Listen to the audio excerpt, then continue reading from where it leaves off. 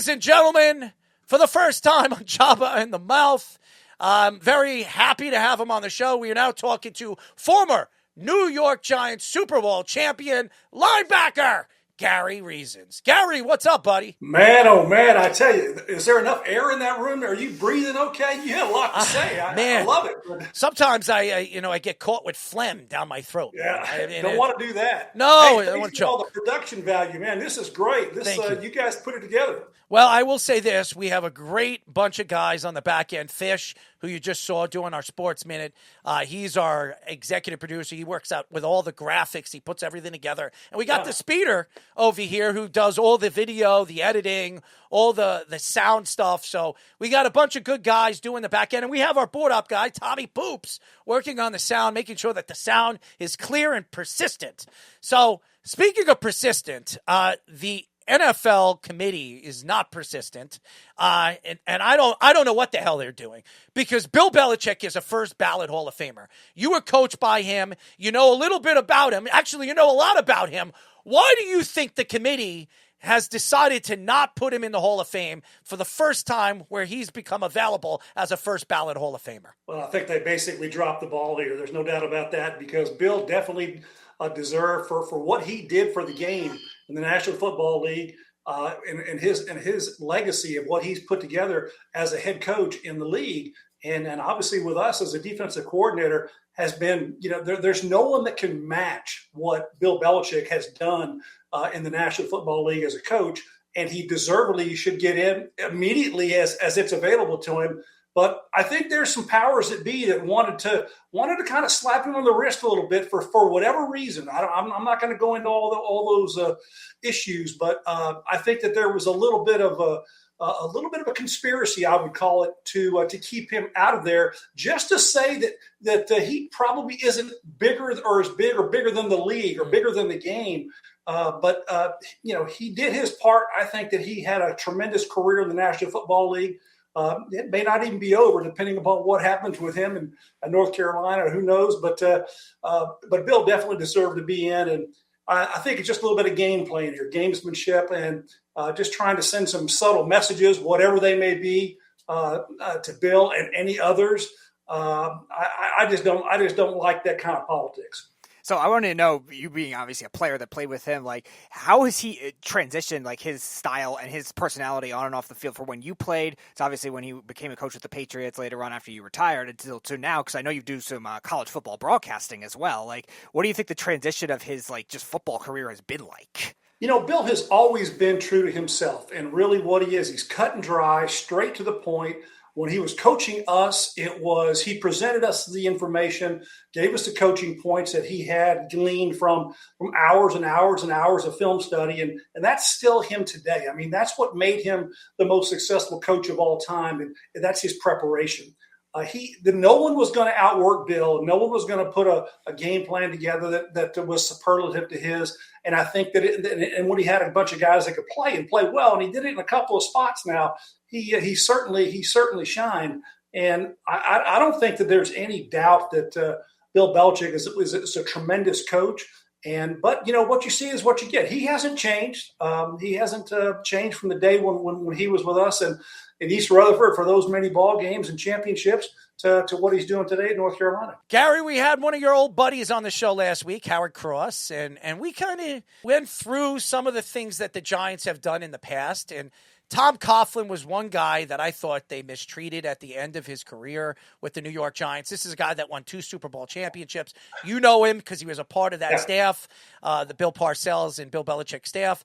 What do you know about Tom Coughlin that other people don't know about him? He's an open book. I mean, there's not much about Tom Coughlin that you need to know otherwise. He had a great collegiate career, came to the Giants, was tremendous as an assistant coach on Bill's staff, and he worked as though everything was perfect, and he demanded that of his group, the running backs obviously that he worked with. And I think that, with us, when he was in that mode, he really, just shined in what he did. Parcells gave his coaches their lanes to swim in, so to speak. Okay. Most of them didn't jump across the lanes try to outguess the other coaches, or really outguess Parcells at that point. So it was all kind of a Bill on top, and everybody else is kind of looking up to him as far as the coaches go. But Tom Coughlin was one of those who followed about being a coach on our staff, and he was just a tremendous resource because he had success at the collegiate level, and he brought that to the Giants. And then when he reemerged with the Giants, you saw what he brought. We are talking to former New York Giants Super Bowl champion, two-time Super Bowl champion linebacker Gary Reasons. Lawrence Taylor is one of the greatest, if not the greatest, defensive lineman of all time. What type of player was it? What kind of leader was he in the locker room? And everybody said he was like a lightning bolt, not only in the locker room, but on the football field. What do you know about him that other fans don't know about him, that he has done behind the scenes for his teammates that other people don't understand? Lawrence, I think, was a tremendous teammate. He played his heart out for everybody. You gave your all, and he noticed that you were giving your all. You had no issues with Lawrence. But if you were not contributing and you were not putting yourself out there, in subtle ways, he would let you know that. And I saw a few of those things go on. There were a lot of younger guys that came through with drafts and different things, and that he didn't see fits here. I think he had a couple of conversations with Parcells along the way about questioning about some of these personnel that had showed up in our locker room, and he was pretty blunt about it sometimes. But when we had a team together for every year, for every season, he was as good a teammate as ever. And he would work his tail off, and I think he is the greatest defensive player to ever play the game. That's my take on it, because I got to see him on a day-to-day basis, and I saw the superlative athleticism that he possessed, that it's just incomprehensible how he could do the things he did on the field. So you look at what he did as an edge rusher back in the day in the 80s and early 90s, and he was tremendous, and he set the standard way up here for guys to reach to. Well, they're still trying to emulate that today. There's a couple of guys that are trying to get close to him in speed, and not going to get close to him in size, capability, and his speed. But I think that Lawrence really had a lot of just God-given traits that he could play, and at a high level, and that motor never turned off. So he was relentless. And that was a key to our defense back in the day, being relentless defensive, guys on the field. And, much like the Super Bowl this weekend, the Seahawks, they ran their defense, and they were much like that with their Super Bowl championship. So shifting one of your other teammates too, and Carl Banks, that has been kind of controversial since he's become a New York Giants analyst. I love him, by the way. Taking shots at some of the Giants fans over there with Eli Manning, Odell Beckham we've seen in the past, and then this year, most recently with Dexter Lawrence, calling him out for the lack of effort and stuff like that too. First, obviously playing with him, was he that same kind of way as a player? And what did you thoughts of him now as an analyst? I think that Carl, he and I came into the league in the same year in '84 in the draft, and so, we had good friendship, and for us to be kind of in sync as players, we started, in 1984. The first game that Parcells would allow us to start was against Atlanta. It was week number 6. The games were started early on, and then, he put Carl and us in, and we stayed into the game, but he didn't start us until week 6 because he liked veteran players. But Carl, he displayed, they tried to test him in training camp. They did a lot of things for the first round pick, the number 3 overall pick, which was a really super high pick for the Giants back in the day. And he got paid quite a bit of money, and they wanted to see if he was worth that money for some of the things that they put him through physically, mentally in training camp. Parcells was all about that, trying to create toughness on our team and trying to agitate Carl a little bit. But I tell you what, Carl persisted, and he came through with shining colors because he showed his physical toughness, his grit, and he's that same way today. He hasn't changed either. When he sees something that isn't right, he's going to let you know it. When he sees something that he thinks can be a fit, he'll let you know that. And he's going to do that with consistency and persistency. And I think Carl has worked himself into being a quality analyst, and really he's got his heart that he bleeds blue with, but he's got to have his mouth out there talking, and he has to kind of be sometimes in the middle of the road. He can't be all Giants blue all the time, but he's got to be, as an analyst, you've got to be down that road. When I go to do, I do broadcasting, I'm very much down the middle because, these college teams, I'm not a part of any of them. I can walk that line and talk about either one of these teams. Carl, he knows a lot more about the Giants than he does about the opponents because of his proximity. And when he goes to do a game, he's trying to be pretty much even Steven with that, but he can't be. It's just not there. That's the broadcast ship of the New York Giants. That radio broadcast that he's on, and it's something that is just hard to do. But he's navigating it, and I think that he brings a lot to the game. I think he brings a lot of knowledge, a lot of experience, and he's got a lot of great thoughts. Jeff Hostetler. I remember when Phil Simms went down. I was young, and a lot of Giant fans were worried. The great Phil Simms goes down. We're not winning a Super Bowl. We're not going to make a playoff run. And what a playoff run Jeff Hostetler had. What type of player was Jeff Hostetler? Well, another 1984 draft member with Carl and I, and William Roberts, and, amongst our class. But Jeff really, he had no meaningful snaps before that point in the season when Phil got injured. So he had to go into the game. But every one of us on the team that was there from the time that Jeff stepped on the team in the backup role, we could see his athleticism. We could see his game savvy. We could see how well he competed. And he always approached every week with a great attitude. And he continued to do that. So, as we all know, the news stories were the seemingly indestructible Phil Simms. But at one point when he goes down, our season lies in the hands of a player who really hadn't had that many meaningful snaps in his career, let alone the season. So that was a question that had to be answered. And Jeff came through in flying colors, as we all know. And I'm very glad that we had that quality depth and that quality type of a player. And he obviously went on to have a tremendous NFL career. So shifting another one of your teammates, a guy you played against in practice a lot too, one of the greatest tight ends of that era, and Mark Bavaro. First, do you think he changed the tight end position for a lot of what it was in the 70s, where it was kind of that road grading type guys, and transitioning to what it is now? And what was it like going up against him in practice? Yeah, Mark was a tremendous athlete and kind of a guy, no nonsense, just I'm going to put my head down, I'm going to be a tough guy, and this is what you're going to get. And he's like that, and it's just amazing how this fake punt opens up right there, and I just get to run down the field. I love seeing this. Anyway, but with Mark was a guy who really, really quiet. He kind of kept to himself, really wasn't outgoing, but boy, when he was on the field, he had a demeanor about him that was unmistakable. You asked if I think he changed the game. I think he did have a huge impact on the game. Not only was he a premium blocker at the line of scrimmage, but he had the ability to get open, make moves to get out in space. Was very adept at catching the football, and obviously made big plays. And when he had his head down, we all know who he could carry, and a lot of players jump on his back and just take him for a ride. That was Mark Bavaro. We are talking to former New York Giants, two-time Super Bowl champion linebacker Gary Reasons.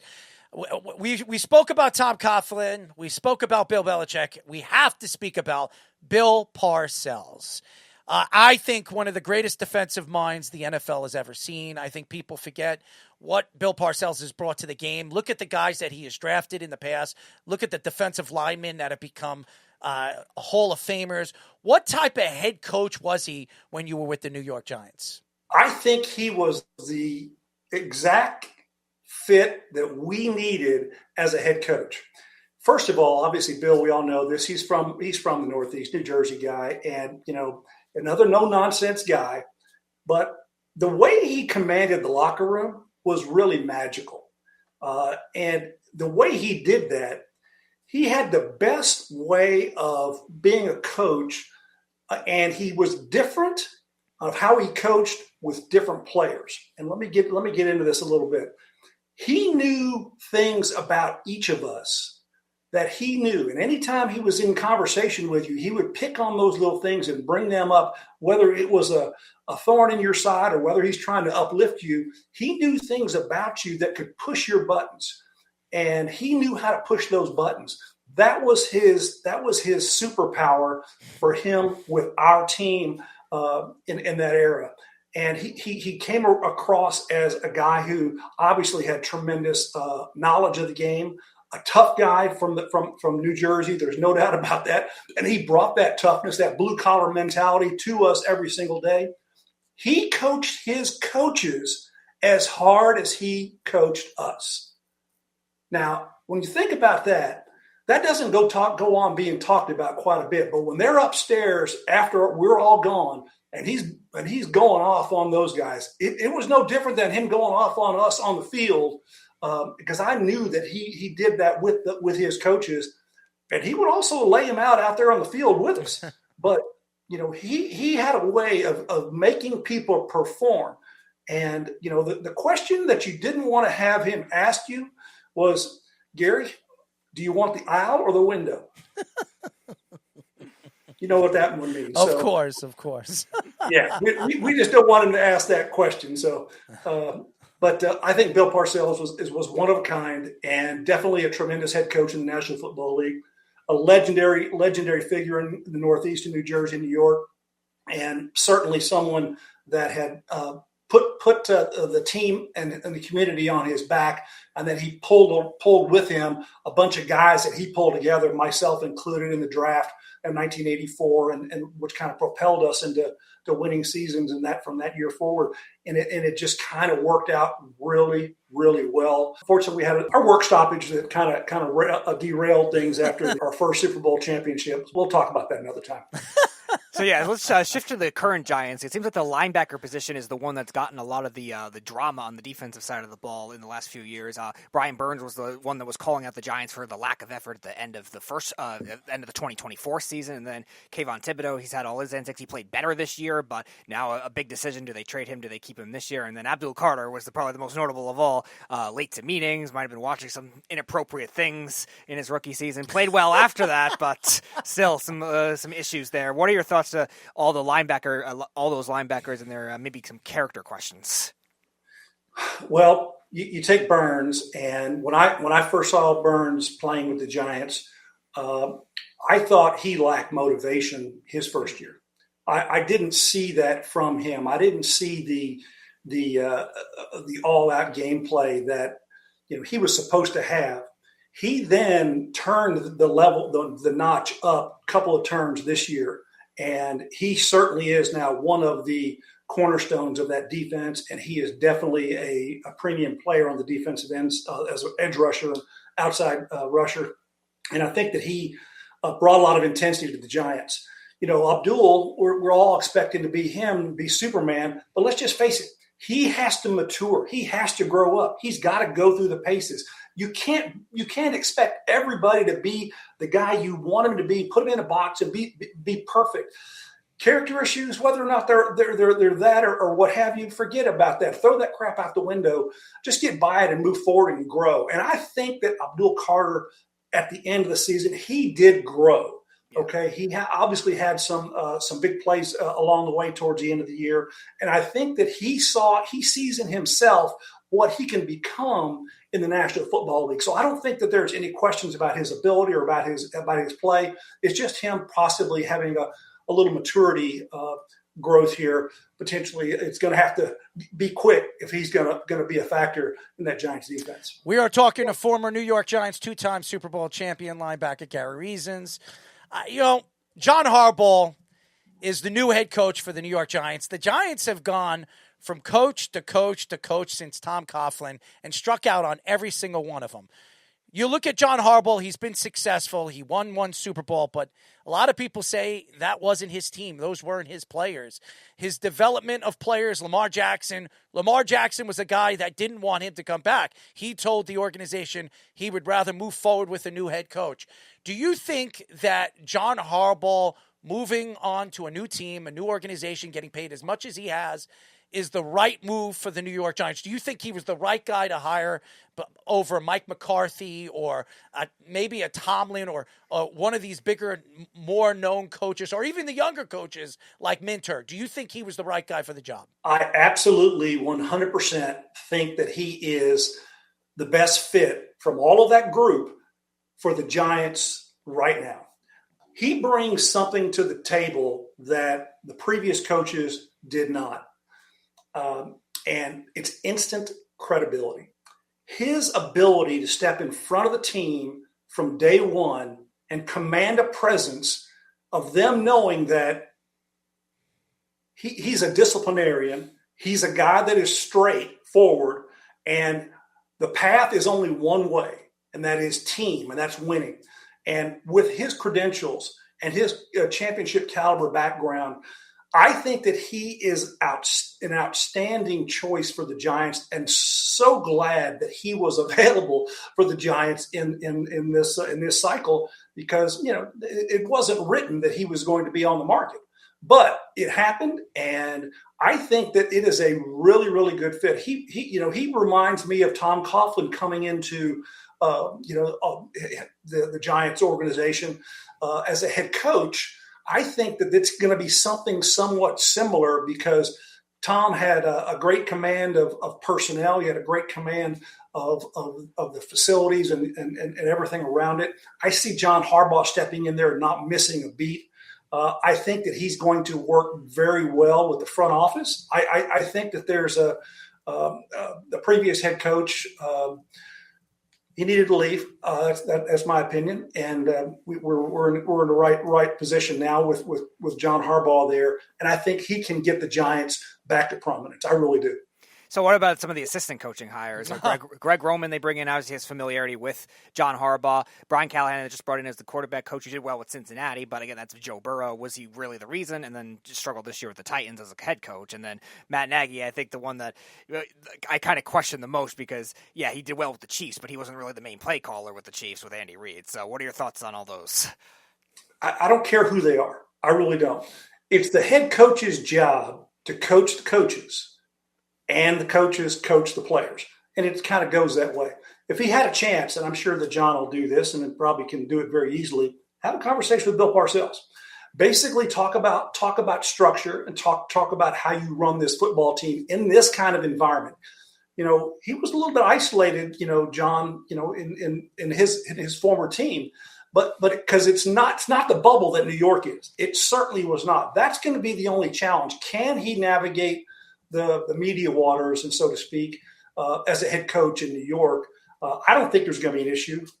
I think that he's going to do it just fine. But I think that he's probably going to possibly throw out the phone calls to both Tomlin and Parcells, not Tomlin, but Coach Coughlin and Parcells, rather than to have about how do I run this job and how do we do this the right way with what I've got. And he's going to get that. He's going to get that, their impressions, and he's going to blend that into what's going to be successful for him in New York.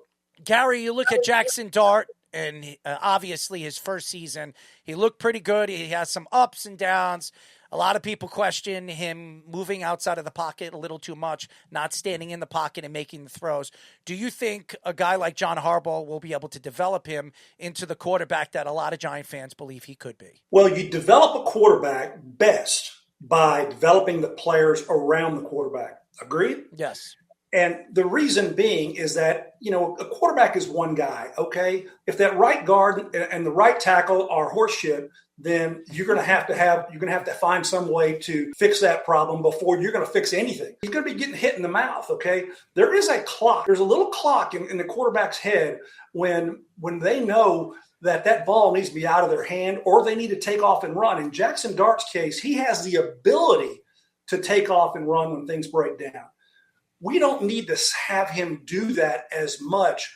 And I think that in year two, you're going to see a little bit more patience with Jaxson simply because of the game is going to slow down for him a little bit. He's going to know what is coming, what's understanding, his understanding of the game.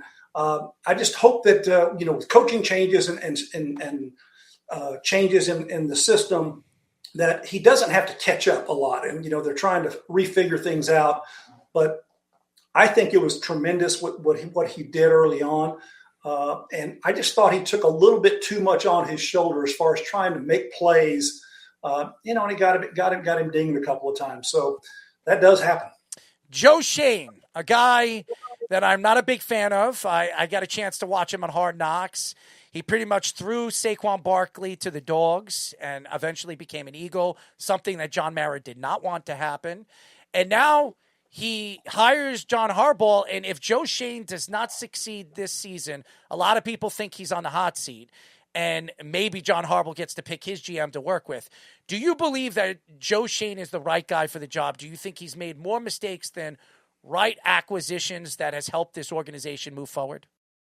I think that he's put players in there for the coaches to utilize that were adequate. And unfortunately, a couple injuries happened. Obviously Malik going down early was not something that was easily overcome this season. But Sheen, I'm 50-50 on him. I think that he understands well enough how to put the pieces together. The thing that a general manager and someone who is responsible for bringing players into the organization, they have to have an alignment with the coaching staff.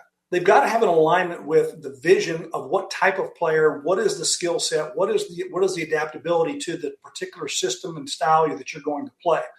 And if that aligns with Harbaugh and his schemes, there won't be any problems. There won't be any issues.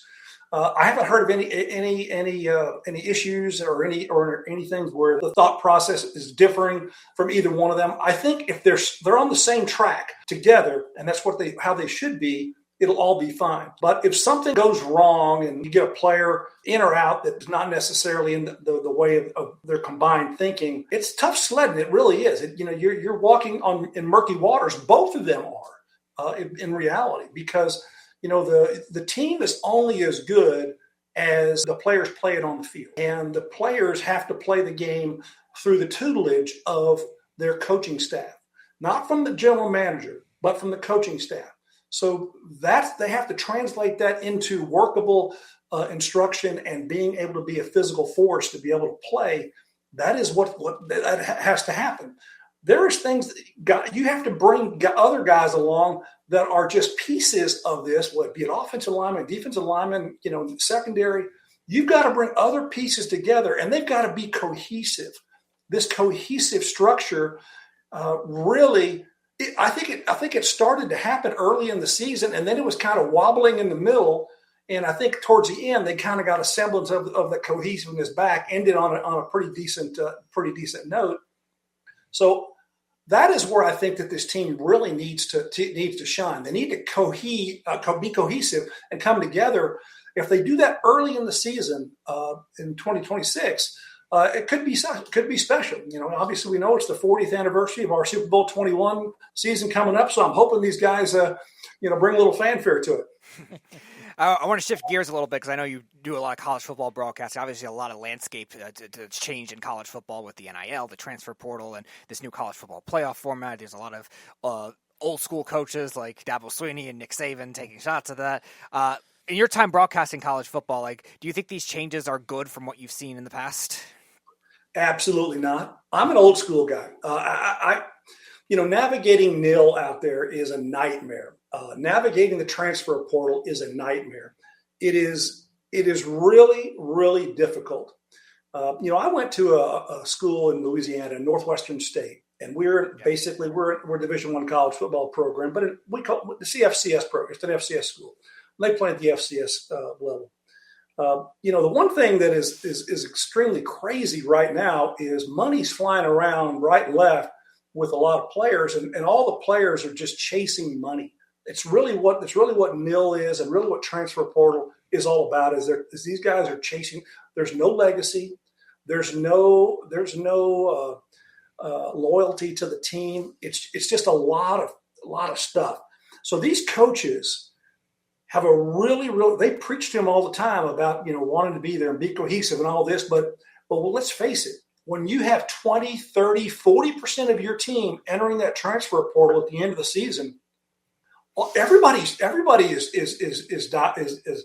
trying to find the way to do it. And it all comes down to money. and unfortunately, the smaller schools just don't have those resources. But so I completely dislike it. I completely am. I'm I'm the old school guy, and I'll stay that way. I just don't like what it is. But I think what is holding it all back, and it's really truly it's the fair marketplace. We live in a society in the U.S. that I can't tell you how much money you can or should make, or what income, or where you can go to work.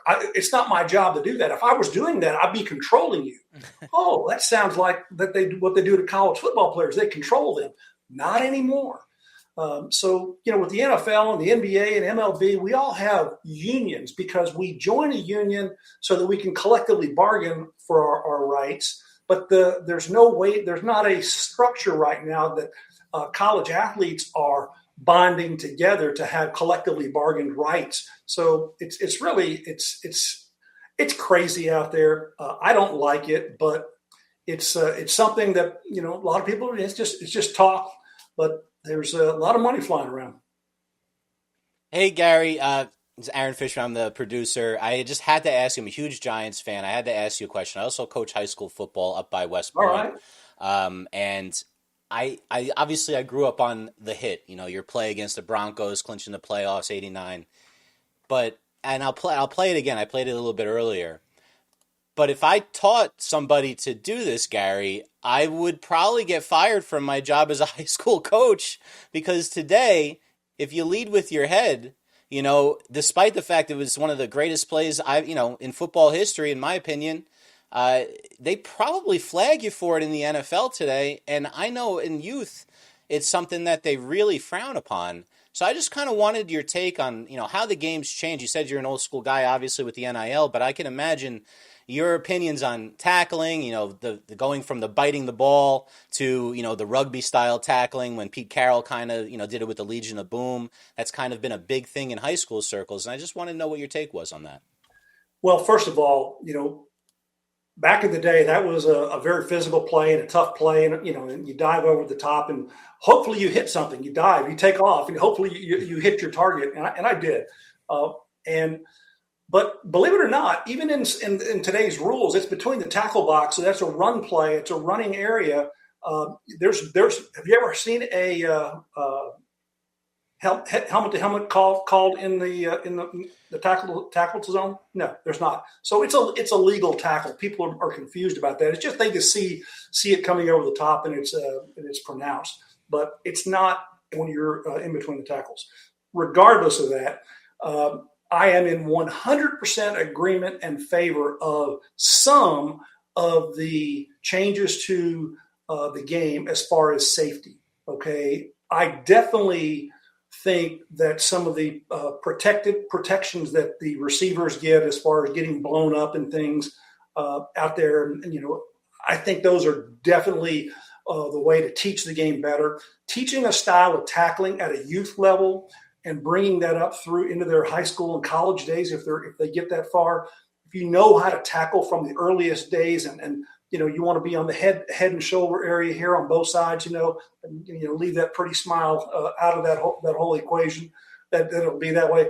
It takes practice. The reps that you do in practice only can translate into the game. And when you're in a situation to where you're going to make a tackle or a play, hopefully you're going to be coached enough and you've practiced enough to where you do it automatically. You just make a good sound tackle.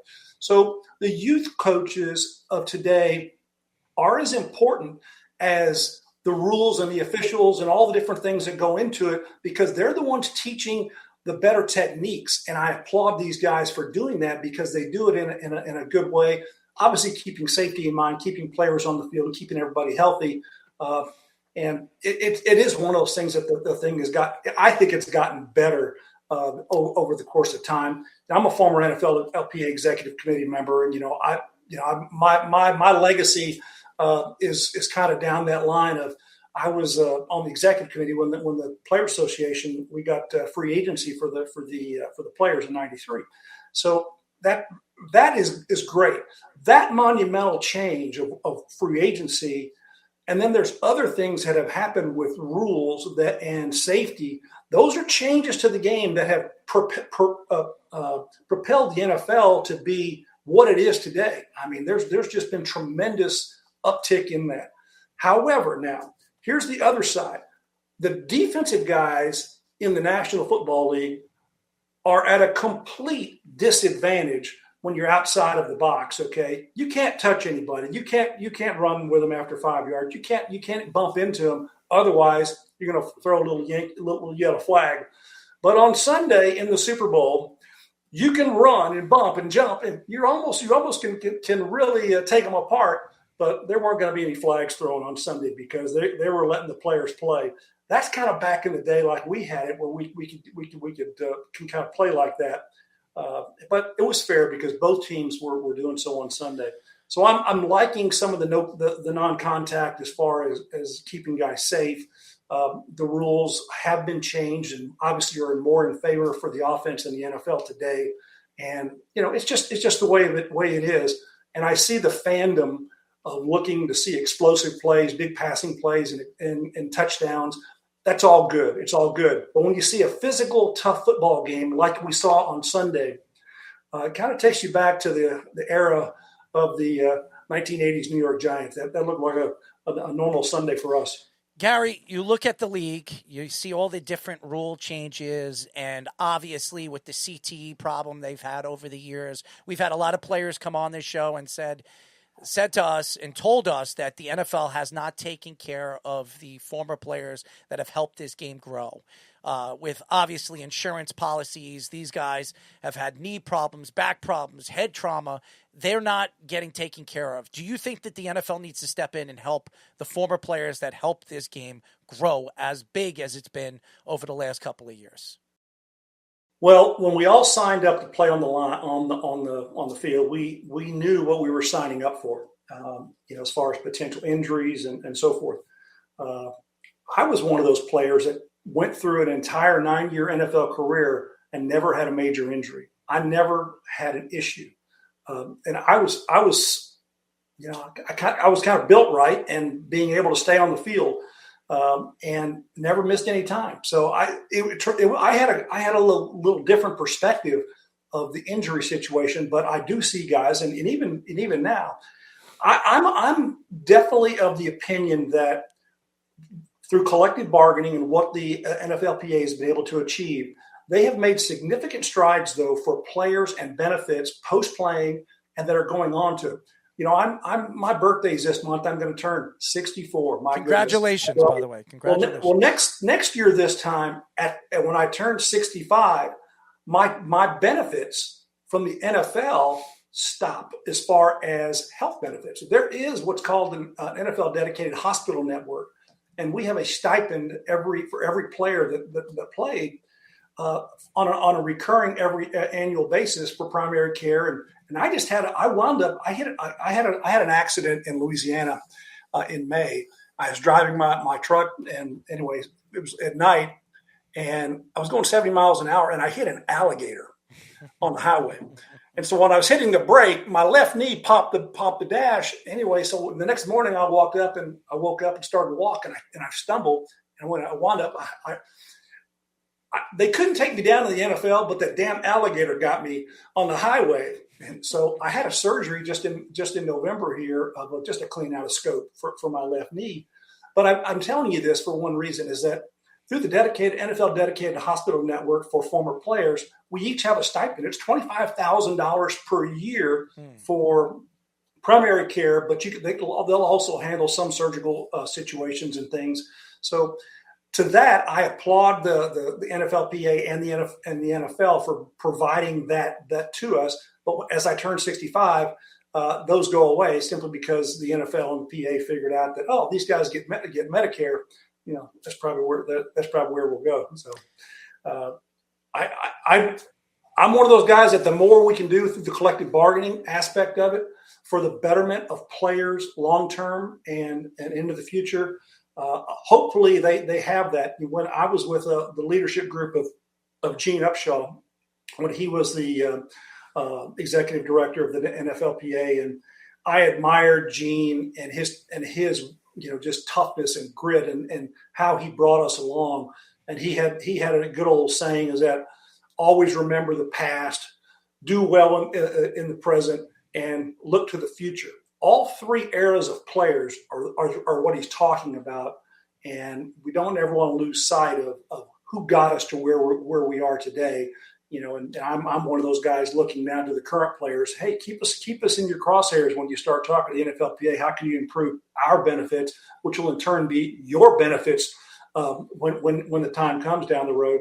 But over time, the last couple of collective bargaining agreements, there have been significant improvements for former players. So I'm a little bit on the other side of the fence on that conversation. Yeah. I do think that there are available benefits for guys if they can get to them and they know how to do that. Most everyone should, because it's simple. NFLplayerbenefits.com. Go in there, log in, figure it out. I wonder if I could do that. I've never been an NFL player. Maybe I could put you NFL. You can give it a try. If you put in my username and password, do you want it? No. All 1 year worth from Gary Reasons. Here, you can have my $25,000. Take care of yourself. Gary, I've got two questions for you. One, why isn't Eli Manning a Hall of Famer? And number two, the NFL is trying to bring in another game, 18-game season.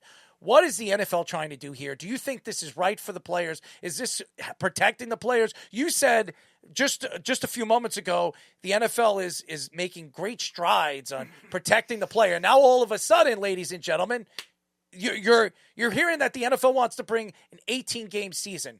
Why do you think the NFL is proposing this to the players? One reason. Money. It all comes down to money and grabbing audience and grabbing viewership, and it's all about money. And it always has been. So way back when, it used to be a 12-game season. Way back when, it used to be a 14-game season. Way back when, a 16-game season. This year, 17. When I was on the PA, an executive group, we were fighting the expansion of this. And what we went through as players in my era, we got paid, guess what? $400 a week for training camp. $400. We didn't get our salaries then. We got $400 a week for training camp. Go think about that right there. You're putting yourself out there in practice for $400 a week. My goodness. And how good does that feel? But that's changed a little bit. The NFL is trying to grow in one way. It's finding ways to capture audience, give them more viewing opportunities. They've already grabbed Monday nights for Monday Night Football, Thursday Night Football. And then you have sometimes special editions Saturday and Sunday, but definitely Sunday. And you can see an early game, a late afternoon game, and then an evening game on Sunday. And, they're trying to find those windows of opportunity because they grab audience. And the NFL is the number one opportunity for partners and sponsors and brands to make an impact through television, in today's world.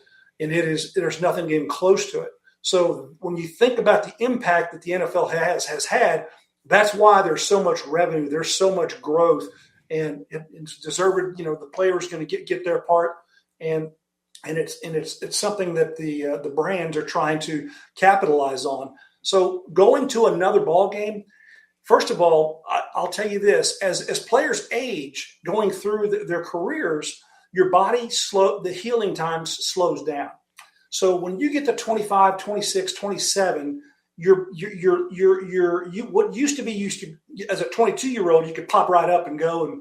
But when you get to that age, 25, 26, it starts to slow down. And as you get into your 30s, it starts to take longer to get healed every single week. I see an issue out there. I don't know what that magical balance is of time before games and those kinds of things. They're different. They really are. It's different for a lot of guys to be able to do that. Recovery times are challenging. And then you have, just trying to put your body out there for an extra weekend. And believe it or not, there will not be an agreement by the NFLPA without extending salaries one more week, as far as whatever the gross is. So I wonder why. Yeah, if there is a game added to the schedule again, which they have now, there will be another bump in player salaries, and it's not going to be organic. It's going to be automatic because they're just extending it, and you have to pay them because you're going to have an opportunity to derive designated gross income from broadcast and game gate receipts and everything else. So I don't necessarily like it. I don't like extending it. But, what's better than being home on the couch for as many weekends as we can watching NFL? That's the fans' point of it. The fans don't understand what it takes to get ready every single week and how difficult it is from Sunday to Sunday just to get your body healed. Eli Manning, why is he not in the Hall of Fame? What the hell's going on here? I think there's some monkeying around going on too. There's some players out there that are in this world that are not really coming to the realization that he's a bona fide, deserved entry into the Hall of Fame. You look at his body of work; it is comparable to more, if not most, of the enshrined already NFL quarterbacks that are in the Hall of Fame. And with his legacy of championships and basically how he conducted himself with one team, I can't say enough. I was fortunate enough to be inducted to the Louisiana Sports Hall of Fame. Eli, and I was the first New York former Giants player to be there. I had to bring Eli along in and had him there. And I was sitting there with him in Louisiana a few years back when he was brought in there. It was fun to visit with him. He's just he and his brother. They're those guys. They've got the world. Looking at them, and they're in a good spot, but there's a deserved spot that he needs to be, and it's in that Hall of Fame next to his brother, and I think that's going to happen sooner than later.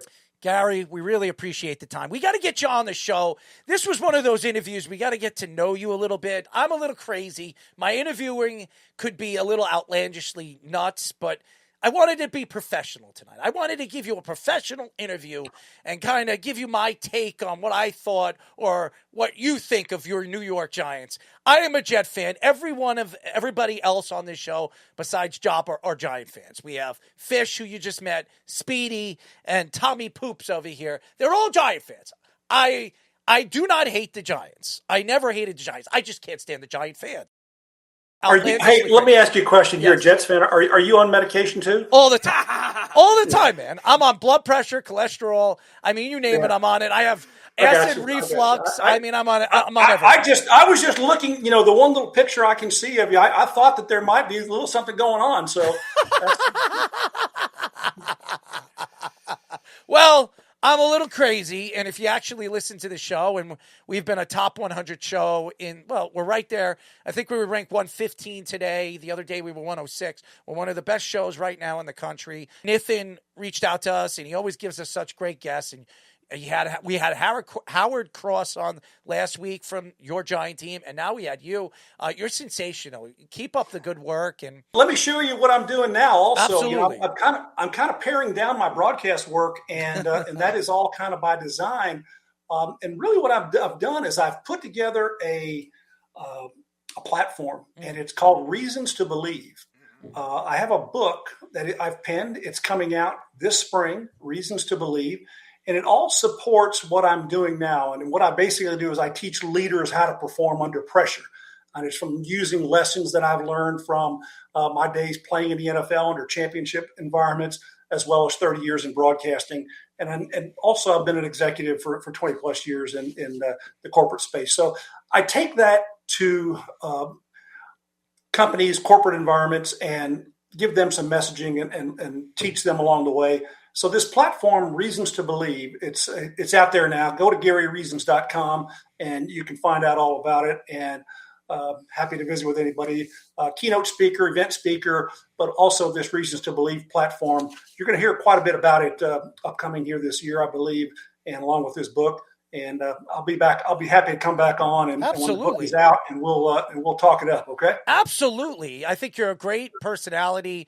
I think you have a lot to say, and I think you can give so much information, not only about football, but really the back end of careers and growing into a personality and really going after your goals. So Why not? Gary, I love you, man. You've done everything that you've done in your career. You could see that you're a champion, and you've built such a great rapport in this business outside of the game of football. It's pretty cool.